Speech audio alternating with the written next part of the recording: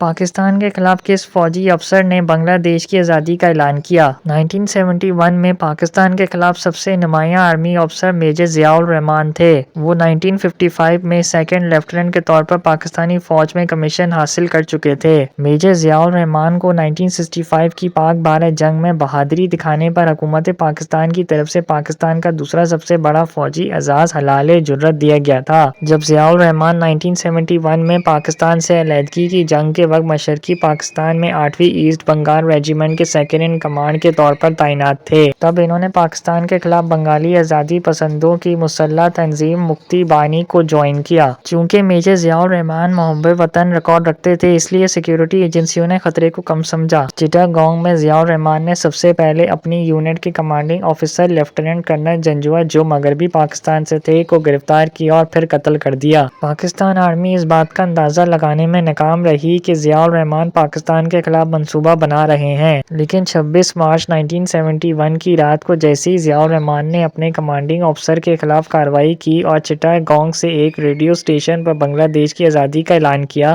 فوج کو فوراً علم ہو گیا کہ ضیاء الرحمان اور دیگر بنگالی افسران نے پاکستان کے خلاف ہتھیار اٹھا لیے ہیں۔ اس کے بعد آرمی نے ایسٹ بنگال میں فوجی کارروائیاں شروع کر دیں۔ 27 مارچ 1971 کو ضیاء الرحمان کا ریڈیو اسٹیشن سے بنگلہ دیش کی آزادی کے اعلان کو بنگلہ دیش میں آزادی کی جنگ کا آغاز سمجھا جاتا ہے، جبکہ پاکستان میں اسے منفی طور پر دیکھا جاتا ہے۔ ضیاء الرحمان بعد میں بنگلہ دیش کے آرمی چیف اور صدر بھی بنے۔ ان کی اہلیہ خالدہ ضیاء بھی بنگلہ دیش کی وزیر اعظم رہیں۔